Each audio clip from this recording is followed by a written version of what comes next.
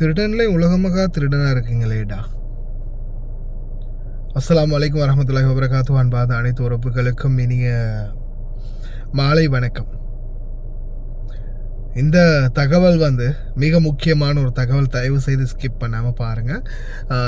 குவைத்தில் இருந்து நீங்கள் ஆரம்ப காலங்களில் ஏதாவது ஒரு பிரச்சனையாக போலீஸில் பிடிபட்டோ அல்லது வேறு ஏதாவது ஒரு கேஸ் மூலமோ நீங்கள் எம்பசி மூலமாக ஏதாவது ஒரு பிரச்சனையாகி அமால மன்சிலியாக போய் அப்படி போனீங்களா, இல்லை பொது மன்னிப்பு காலங்களில் போனீங்களா, அல்ல ஃபிங்கர் வச்சு தான் குவைத்தில் போனீங்களா? ஒருவேளை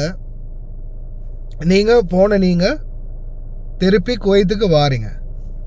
குவைத்துக்கு வரும்போது ஏதாவது ஒரு ஏஜென்ட் மூலமாக ஒரு வேளை நீங்கள் குவைத்துக்கு வாரீங்க. அப்படி வரும்போது குவைத்தில் உங்களை விமான நிலையத்தில் உங்களை மடக்கி பிடிச்சிட்டாங்க. அதாவது உங்களை விமான நிலையத்தில் குவைத்துக்குள்ளே என்ட்ராக விடலை அப்படின்னா சில நேரங்களில் உங்களுடைய பழைய கஃபீல், பழைய ஸ்பான்சர் ஏதாவது பிளாக் பண்ணி வச்சிருக்கலாம்.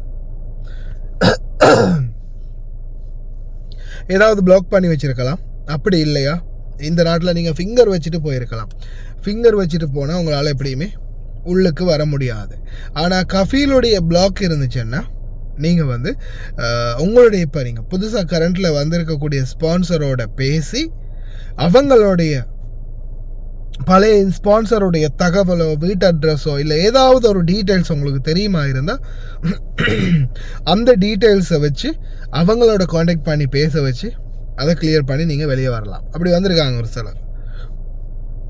பழைய கஃபீலோட போய் இந்த புதிய கஃபீல் பேசி இப்படி தான் நான் காசு கொடுத்து இப்படி செலவு பண்ணி எடுத்திருக்கேன், இந்த மாதிரி ஆயிருக்குது, கொஞ்சம் இதை கிளியர் பண்ணித்தாங்க அப்படின்னு சொல்லும்போது சிலர் கிளியர் பண்ணி கொடுத்துருக்காங்க. ஒரு சிலர் அவங்க குவைத்தி தானே, நான் இந்த பரம்பரை தான் அந்த பரம்பரை தான், நம்ம தம்பி தானே எடுத்தது, நீ தான் எடுத்ததா மச்சான் அப்படின்னு பேசக்கூடிய ஆட்கள் இருக்காங்க இல்லையா?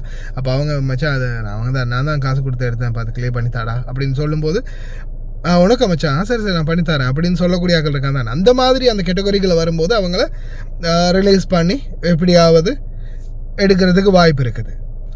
ஆனால் ஒரு சிலர் கஃபீலே தெரியாது, அல்லது கஃபீலுங்க இப்போ கூட இந்த ஜென்சியா பிரச்சனையால் எத்தனையோ கஃபீல்கள் நாட்டை விட்டே அனுப்பிட்டாங்க, இதில் உங்களோட கஃபீல் அந்த மாதிரி போயிட்டாங்களான்னு கூட தெரியாது. அந்த மாதிரி கேஸுகளாக இருந்துச்சுன்னா சில நேரங்களில் உங்களுடைய அந்த கேஸ் கிளியர் ஆகிறதுக்கு வாய்ப்பு இல்லை.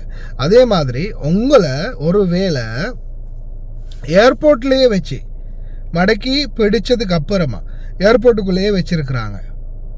அவங்க உங்களை திருப்பி ரிட்டர்ன் நாட்டுக்கு தான் அனுப்புவாங்க. அப்படின்ற ஒரு சிச்சுவேஷன் வரும்போது ஒருவேளை உங்களை ஏர்போர்ட்டில் பிடிச்சி வச்சுட்டாங்கன்னா நீங்கள் தயவு செய்து எக்காரணத்தை கொண்டும் தடுமாறாதீங்க. ஒருவேளை நீங்கள் சரி இனிமேல் இந்த முயற்சியெல்லாம் பண்ண முடியாது, அவங்கள பற்றின பழைய காஃபியில் டீட்டெயில்ஸும் இல்லை, உங்களுடைய ஸ்பான்சருக்கு நீங்கள் அறிவிக்கிறீங்க, நீங்கள் புதுசாக வந்திருக்கிற ஸ்பான்சருக்கு ஏஜென்ட்டுக்கு எல்லாருக்குமே அறிவிக்கிறீங்க, யாராலையும் எந்த பலனுமே இல்லை, அவங்கள யாருமே காப்பாற்ற மாட்டாங்க அப்படின்ற ஒரு சிச்சுவேஷன் வரும்போது தயவு செய்து பதட்டம் அடையாமல், யாருடைய பொய் வார்த்தைகளை நம்பாமல், யாருக்கும் பணம் கொடுத்து ஏமாறாமல் பொறுமையாக இருங்க. உங்களை திருப்பி வந்த வழியிலே உங்களை நாட்டுக்கு அனுப்பிடுவாங்க. நீங்கள் வந்த மாதிரியே உங்களை இறைவனேன்னு நாட்டுக்கு அனுப்பிடுவாங்க, எந்த ஒரு பிரச்சனையும் இல்லாமல்.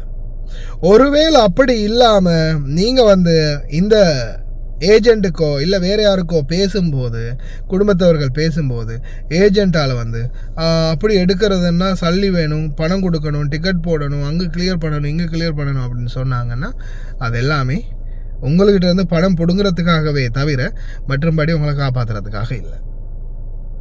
காமெடி என்ன தெரியுமா, முந்தைய நாள் ஒரு சகோதரி குவைத்துக்கு வராங்க. வரும்போது அந்த சகோதரி ஆரம்பத்தில் பொது மன்னிப்பில் போனவங்க ஏதோ ஒரு கேஸ் அவங்களால வர முடியலை, உள்ளே நுழைய முடியலை, உங்களை உள்ளே அனுப்ப முடியாது அப்படின்னு ஏர்போர்ட்லேயே பிளாக் பண்ணிட்டாங்க. அவங்களுடைய ஃபேமிலி மெம்பர்ஸ், குடும்பத்தில் இருக்கிறவங்க, இங்கே தெரிஞ்சவங்க எப்படியோ அங்கே இங்கேன்னு தேடி பார்த்துருக்காங்க, கிடைக்கல.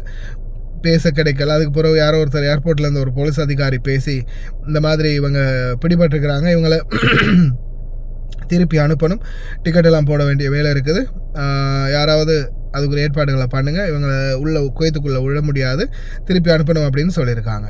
சொன்னதோட இவங்க எல்லா பக்கமும் தடுமாறிட்டு கடைசியாக இந்த கேஸ் வந்து சர்ஃபான் பிஏ vlog நாடி வருது.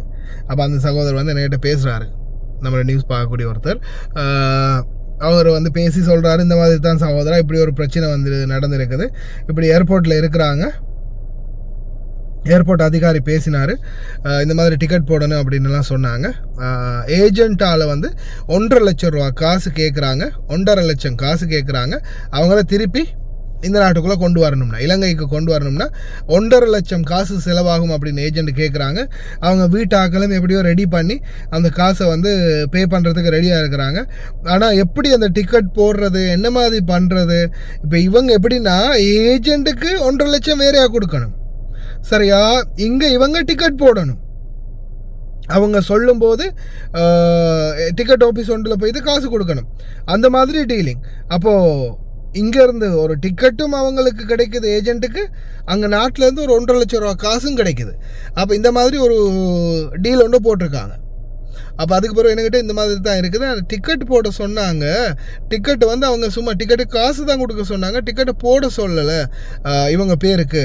அப்போ இதை எப்படி செய்கிறது, என்ன மாதிரி செஞ்சு கொள்வது, கொஞ்சம் எனக்கு தெளிவுபடுத்தாங்க அப்படின்னு அந்த சகோதரர் சொன்ன பிறகு நான் அவர்கிட்ட கேட்டேன், நீங்கள் வந்து யாரோட பேசினீங்க, எந்த அதிகாரியோட பேசினீங்களோ அந்த அதிகாரியோட நம்பரை கொடுங்க அப்படின்னு சொல்லி உடனே நான் வந்து பேசினேன். பேசினதுக்கப்புறமா குவைட் ஏர்வேஸ்லேருந்து தான் ஒரு ஆஃபீஸர் பேசினாங்க. உடனே அவரோட பேசி என்ன மாதிரி செய்யணும், என்ன மாதிரி ப்ரொசீஜர், அவங்கள வந்து அதே ஃப்ளைட்டில் ரிட்டர்ன் அனுப்ப முடியும் தானே, இல்லை வேறு ஃப்ளைட்டில் வந்து ரிட்டர்ன் அனுப்ப முடியும் தானே, அவங்கள எதுக்கு டிக்கெட் வந்து நீங்கள் கேட்குறீங்க அப்படின்னு கேட்கும்போது, இல்லை டிக்கெட்டெல்லாம் நாங்கள் ஒன்றும் கேட்கல, அவங்கள வந்து இன்றைக்கி நைட்டுக்குள்ளே அவங்க வந்து சொன்னாங்க, நாங்கள் சாஃபர் ஜெயிலுக்கு அனுப்புவோம், சாஃபர் ஜெயிலுக்கு அனுப்பிட்டு சாஃபர் ஜெயிலில் இருந்து இவங்களை வந்து நாங்கள் நாட்டுக்கு அனுப்புவோம் அப்படின்னு. அதுக்கப்புறமா நான் என்னால் ஏதோ முடிஞ்சது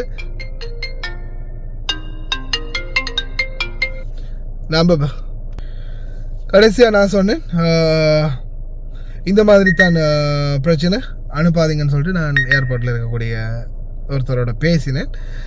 ஏதோ அல்ஹம்துலில்லாஹ்னு பேசி கதைச்சு ஒரு மாதிரி இன்ஃப்ளூயன்ஸை பயன்படுத்தி அதே ராத்திரி சில நேரங்களில் லேட் ஆகிரும். அவங்க அந்த டிக்கெட் ப்ரோசஸிங் வந்து லேட் ஆகிடுச்சுன்னா, நோம்பு டைம் தானே, ப்ரோசஸிங் லேட் ஆகிடுச்சுன்னா ஜாஃபர் ஜெயிலுக்கு அனுப்பிடுவாங்க. அங்கேருந்து தான் ஒரு 4-5 நாள் ஒரு வாரம் வச்சிருந்து அனுப்புவாங்க.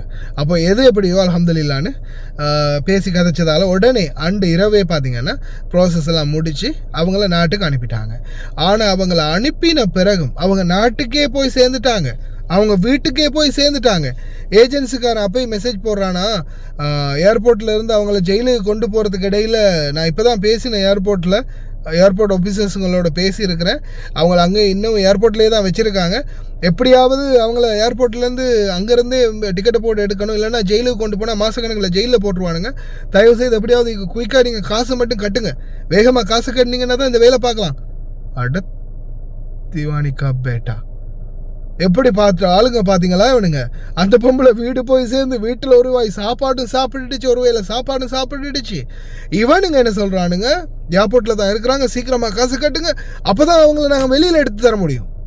தேரிக்க அப்படி திருட்டு நாய்ங்க இருக்கிறானுங்க. தயவு செய்து யாரும் அவசரப்படாதீங்க, ஏஜென்ட்டுகளுக்கு யாருமே காசு கொடுக்காதீங்க, காசு கொடுக்க வேண்டிய அவசியம் இல்லை. இங்கேருந்து அவங்களே பார்த்தீங்கன்னா உங்களுக்கு டிக்கெட் புக் பண்ணி குவைட் ஏர்போர்ட்லேயே டிக்கெட் உங்களுக்கு ஓகே பண்ணி ஒன்று உங்களை சாஃப்ர ஜெயிலுக்கு மாற்றினாலும் ஒரு வாரத்தில் உங்களை நாட்டுக்கு அனுப்பி வைப்பாங்க. அப்படி இல்லையா உடனே உங்களை ரிட்டர்ன் ஃப்ளைட்டுக்கு அனுப்புறதுக்கான வாய்ப்பு இருக்குது. அதனால் யாரும் தயவு செய்து காசு கொடுத்து மட்டும் ஏமாறாதீங்க. සිංහල සහෝදරයෝ වොයිස් එක අදෙන් කියන්න. හෙලෝ ආයිබෝවන් දෙවිපීටයි මහත්තයා. මේ ඉතින් අනේ මේ පින්තූරය මේ නංගි මේ කුවේට් එකට එන්න ඇවිල්ලා ගුවන්තොටුපළේ රඳවගත්තනේ. එයාට ওই ප්‍රශ්නේ විසඳලා දෙන්න උපකාර වෙන්න අපි බොහොම වෙහෙසිලා 4 අතේ දුවනකොට මේ ඔබතුමා නිවැරදිම තොරතුරු අපිට හොයලා ලබා දුන්නා. ගොඩාක් පින් ගොඩාක් ස්තුතියි. එයා ඊයේ රාත්‍රියේ ගිහිල්ලා උදේ ගුවන්තොටුපළේ බැහැලා මෙහෙන් පොලිසියෙන් එයාගේ අතට ෆෝන් එක දෙනකොට පණිවිඩයක් දෙන්න විදියක් තිබුණේ නැහැලු. ෆෝන් එක බැටරි බැහැලා දවස් දෙකක් තිස්සේ පොලිසිය ඒ කාර්යාලයකනේ ෆෝන් එක තිබුණේ.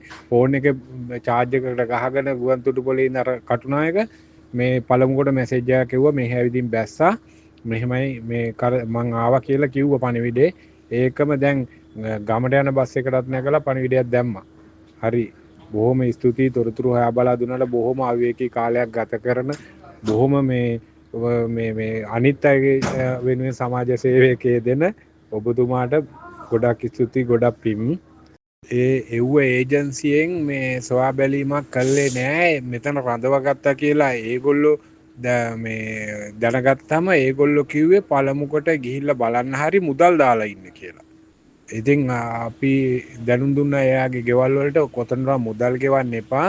ප්‍රශ්නය මොකක්ද කියලා බලලා මේවා මේ අර නීති විරෝධී මේ ලොකු වැරදි කරපු දේවල් නොවේ හින්දා අනිවාර්යෙන් පිටත් කරાવી පිටත් කරනවා. ඊට පස්සේ මේ යොපු පින්තූරේ අපි ගෙදරට යවලා දුන්නා. මේ අපි කරුණ හුවම නිලධාරි මහත්මයෙක් කරා කතා කරලා අපේ මහත්මයෙක් මේ අපිට තොරතුරු අරන් දුන්නා. ඒ ගැන අපිට විශ්වාසයි කියලා. ඉතින් දැන් කොමෙන් හරි ගියානේ මම දැනුම් දුන්නා මේ ඒජන්සියට ආවව කියන්න ඕනෙත් නෑ ගෙවල් දොරවල් වලට යන්න කියලා. මේ ඒ පාර අද උදේත් මැසේජ් දාලා තින්නේ ගෙදරට එයාව ගෙන්නලා දෙන්න ගුවන්තොටුපළේ ඉඳලා ආය නැවත ගමට ගෙදරට යවන්න ඒ අවශ්‍ය මුදල් අවශ්‍ය වෙනවා ඉක්මනින් කරලා මුදල් දාන්න කියලා.